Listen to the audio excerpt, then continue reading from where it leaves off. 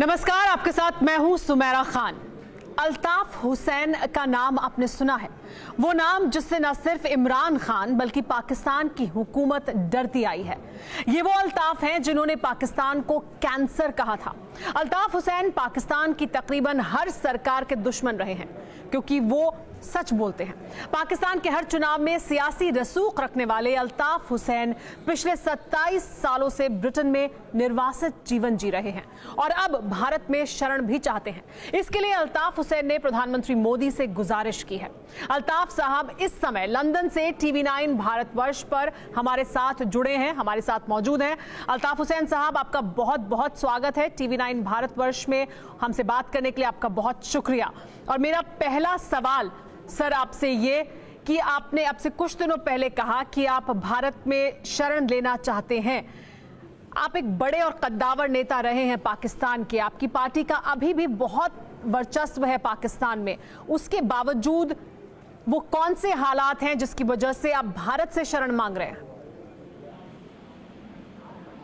सबसे पहले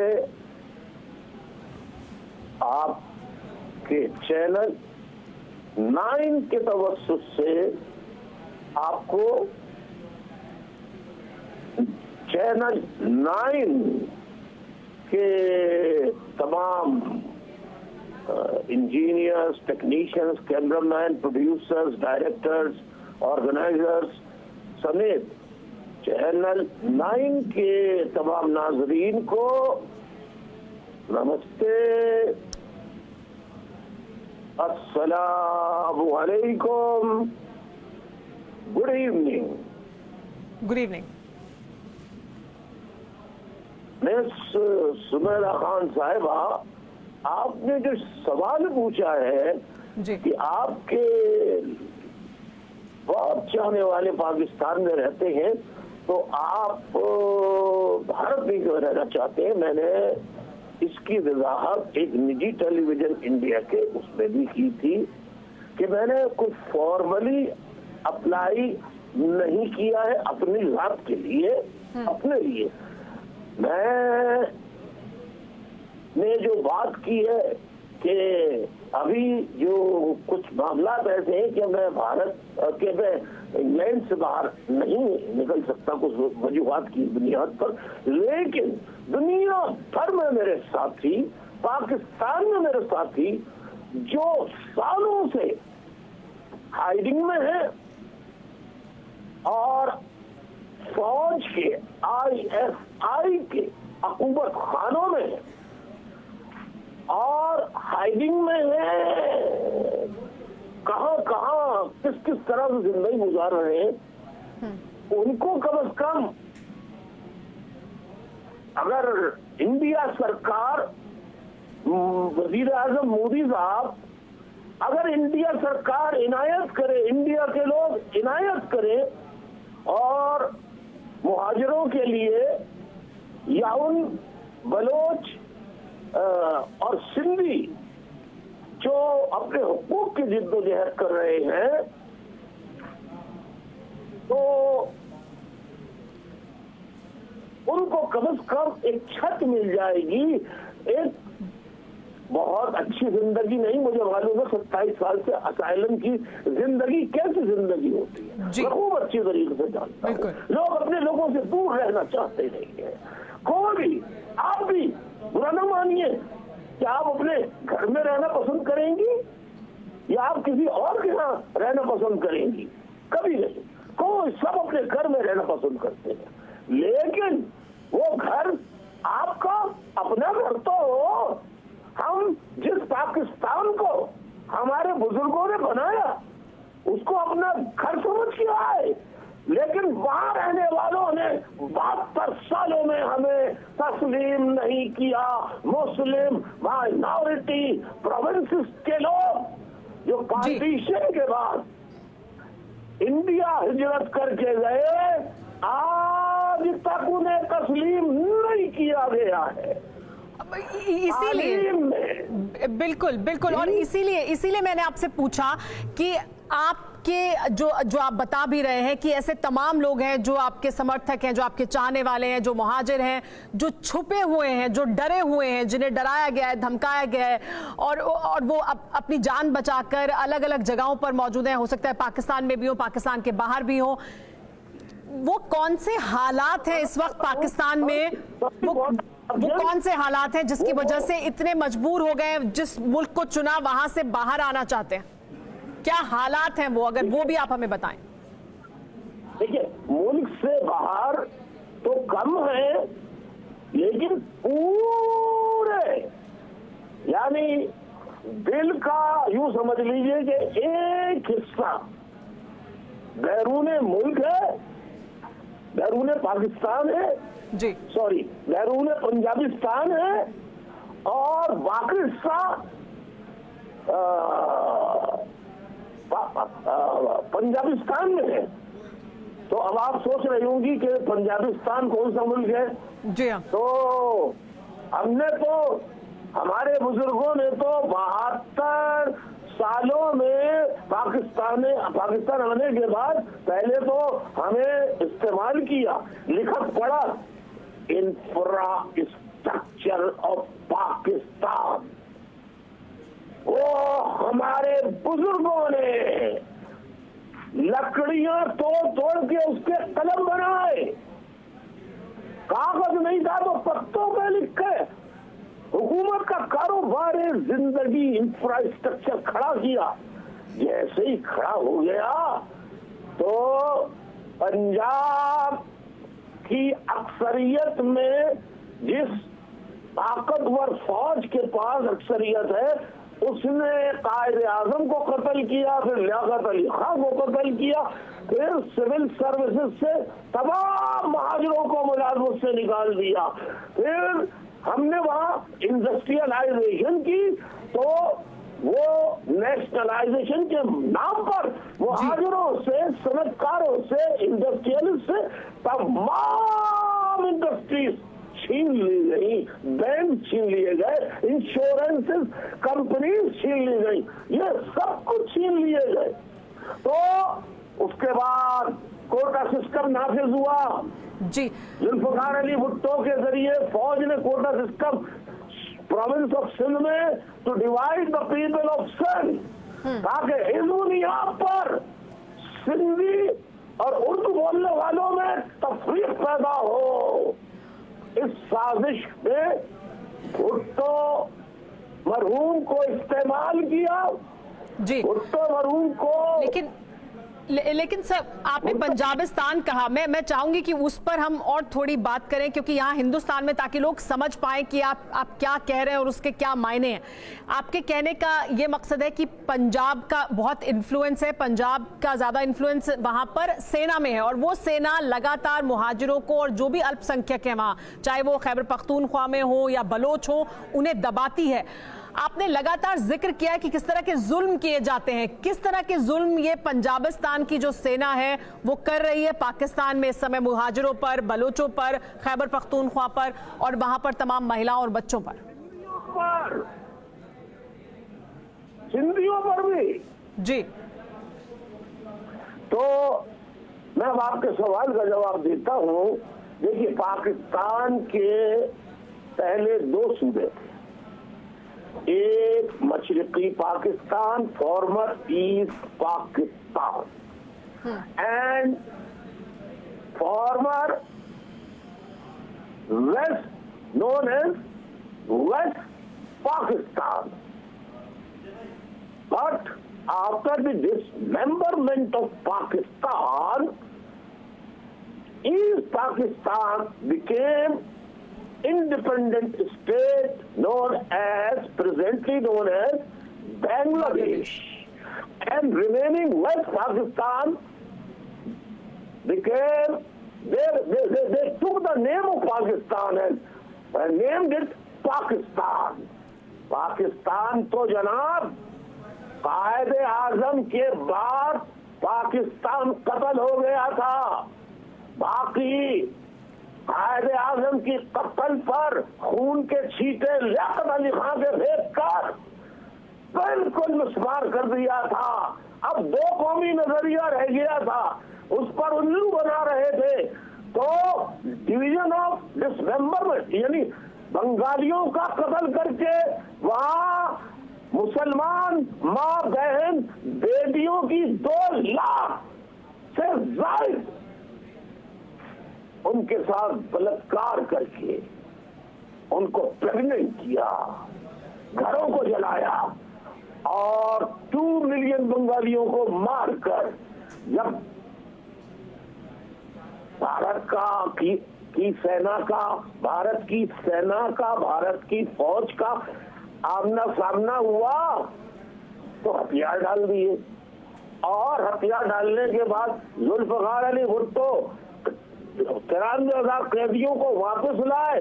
उसके इनाम के तौर पर पंजाब की फौज ने उन्हें फांसी की सजा देकर पंजाबी फौज के हथियार डालने वाले इंडिया से पाकिस्तान लाए, उसका इनाम ये पंजाबी फौज जो है, पाकिस्तान की फौज जो है, ये आज भी 2 कौमी नजरिए का रोना रो रही है।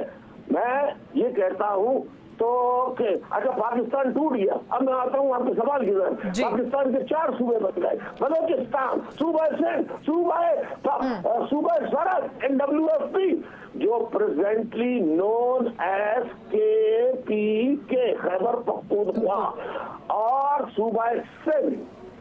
लेकिन now let me clarify, you can easily understand why I am calling Punjabistan. Let me tell you one thing, that Sindh has been occupied by Punjabi army. Balochistan province has been occupied. Similarly, Khyber Pakhtunkhwa मतलब occupied by Punjabi army, and Kashmir, POK, Pakistan occupied Kashmir जो है, आपको यकीन नहीं आएगा, लेकिन मैंने जिंदगी में बड़े दुख झेले हैं, सब्र किया है, लेकिन मैंने कभी जालिम के आगे ना तो हथियार डाले, न सच बोलना छोड़ा। और मैं आज दुनिया को बताना चाहता हूँ, वो कान खोल के सुन ले, और अगर मेरी ये बात गलत हो तो जो चोर की सजा वो मेरी सजा। वो क्या? POK, पाकिस्तान ऑक्यूपाइड कश्मीर में कश्मीरी ऑक्यूपाइड है भाई, पंजाबी आर्मी, वहां का वजीर आजम, वहां का सदर। लेकिन इमरान खान तो कह रहे हैं कि हम कश्मीर की आवाज उठा रहे हैं, POK में लोग आजाद हैं, इस तरह की दलीलें वो देते हैं, और लगातार कहते हैं कि पाकिस्तान में सबकी जगह है, सबका स्वागत है, ये नया पाकिस्तान है। वो कौन सा नया पाकिस्तान है जिसमें आपकी जगह नहीं है, जिसमें POK में आप बता रहे हैं कि पंजाबी आर्मी ने जाकर कश्मीरियों पर भी कब्जा कर लिया है? हमारे लिए तो जगह ना पुराने पाकिस्तान में थी, न नए पाकिस्तान में। तो मैं कश्मीर के बारे में बता रहा था, कश्मीर में जो सदर बनता है, कश्मीर में जो इलेक्शन करा के वज़ीर आज़म बनाए जाते हैं, मैं कसमिया कुरानिया कसम खा के बताता हूँ कि खुदा की कसम, ISI जिसको चाहती है वो वजीर आजम बनता है, जिसको चाहती है वो सदर बनता है। कश्मीर के अवाम अपनी मर्जी से वोट नहीं दे सकते, वो ऑक्यूपाइड है, पंजाब का पूरा कब्जा है, पंजाबी आर्मी का कब्जा है, वहां लोग आजाद नहीं है, वहां के बेटे, कश्मीर के बेटियां वो मजलूम है।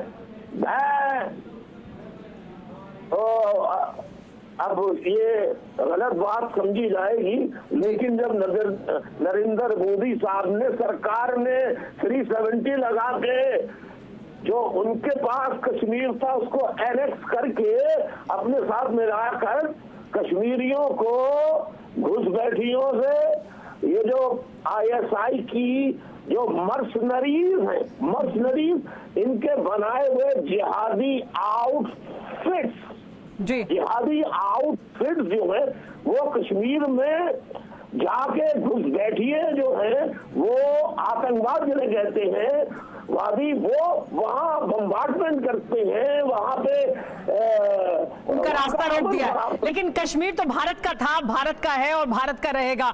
हमने सिर्फ, भारत सरकार ने अभी यही किया है कि वो एक स्टेट था उसको यूनियन टेरिटरी बनाया है, 370 के कुछ प्रावधान थे उनको खत्म किया है। तो भारत का हिस्सा तो था। भारत तो अब ये कह रहा है कि हम पीओके भी हासिल करेंगे। क्या पाकिस्तान के टुकड़े होंगे? क्या पाकिस्तान के हालात ऐसे हैं? सुमेरा खान साहिबा, मोहतरमा साहिबा, आप प्लीज मेरी बात सुनिए। जब मुहाजिरों को जो रेड्स होते हैं, ये it is a daily routine. The army of Pakistan used to raid every day to many muhajir's houses, and they arrest the wanted person. If they couldn't find, they arrest their loved ones, either father, brothers, or anyone. So उनको during में औरतों को molest करते हैं। They molesting women.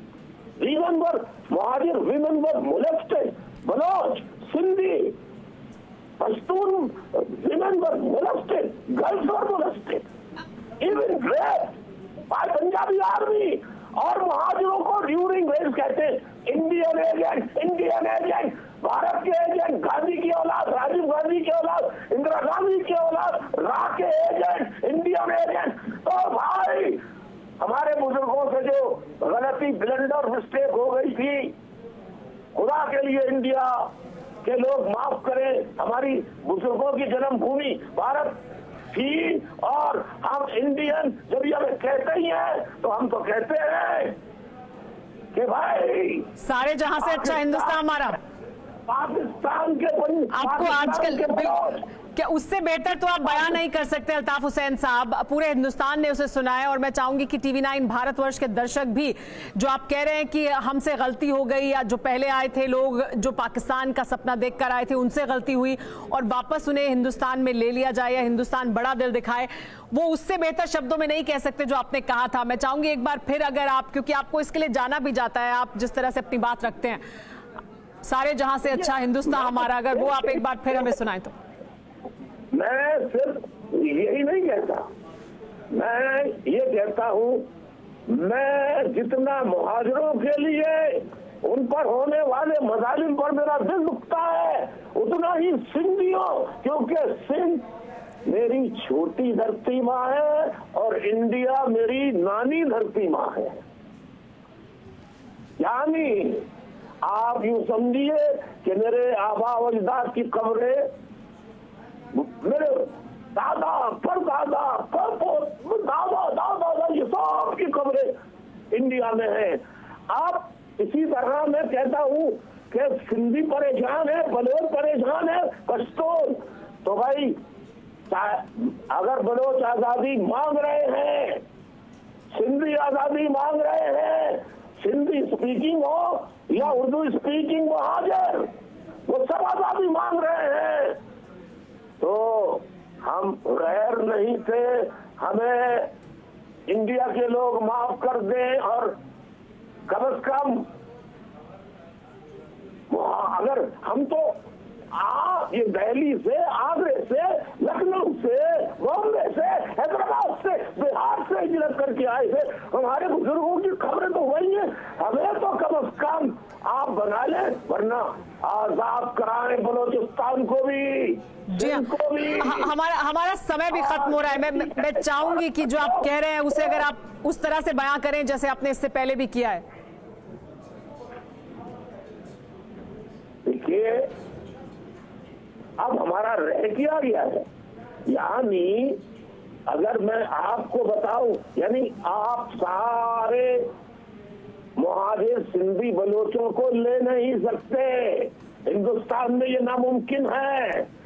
तो आप मुहाजिरों को, सिंधियों को, बलोचों को, उनकी अपनी जैसे बंगालियों के लिए आपने इंसानी हमदर्दी की बुनियाद पे, ह्यूमैनिटी की बुनियाद पर उनका और उनके मुद्दे को उठाता रहा है भारत।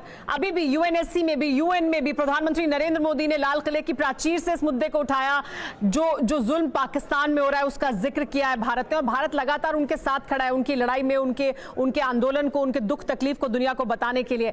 लेकिन आपका जो प्रेम भारत के लिए है वो जाहिर होता है बार बार, क्योंकि आप जिस तरह से बता रहे हैं कि आगरा से आपका ताल्लुक है, जहां तक मुझे मालूम है, और आपके आबो अजदाद यहीं पर दफन है। हिंदुस्तान के लिए जो वो प्यार है वो कैसे फूट पड़ता है जब आप गाना गाते हैं?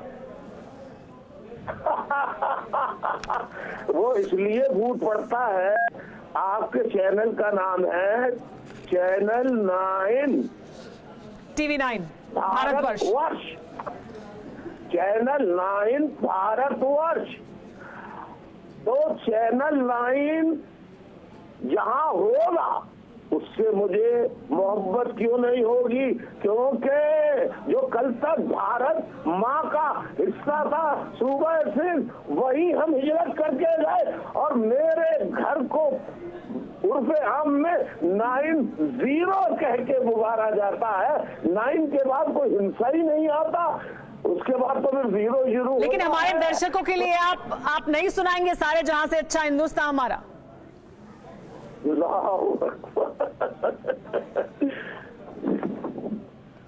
चलते चलते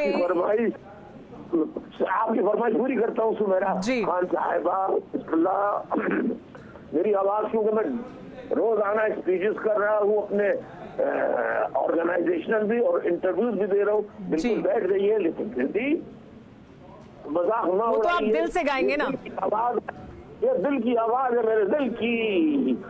सारे जहां से अच्छा हिंदुस्तान हमारा, सारे जहां से अच्छा हिंदुस्तान हमारा, और हम बुलबुले हैं इसकी, ये गुलसिता हमारा हमारा, सारे जन्नत से अच्छा। और सुनो मुसलमानों, हिंदुओं, सिखों, जी हाँ, क्रिश्चियन, मजहब नहीं सिखाता, मजहब नहीं सिखाता, आपस में बैर रखना, मजहब नहीं सिखाता, आपस में बैर रखना, और हम सब हिंदी हैं, हम वतन है, हिंदुस्तान हमारा। बहुत शुक्रिया अल्ताफ हुसैन साहब। और यही वतन आप चाहते हैं अब अपने लिए भी, यानी हिंदुस्तान को चाहते हैं कि यहाँ शरण मिल जाए। अल्ताफ हुसैन ये वो नेता हैं जो जब पाकिस्तान को छोड़ के गए तो तीसरी सबसे बड़ी पार्टी थी पाकिस्तान में, और लगातार सत्ता में बहुत बड़ा कद रखते रहे हैं। लेकिन उसके बावजूद देखिए पाकिस्तान के क्या हालात हैं कि वो भारत से कह रहे हैं कि वापस भारत आना चाहते हैं, क्योंकि यहीं से उनके जो पुरखे थे, उनके परिवार के लोग थे, छोड़कर गए थे। ये है पाकिस्तान के हालात इस समय के। फिलहाल TV9 भारतवर्ष में इतना ही। मुझे दीजिए इजाजत।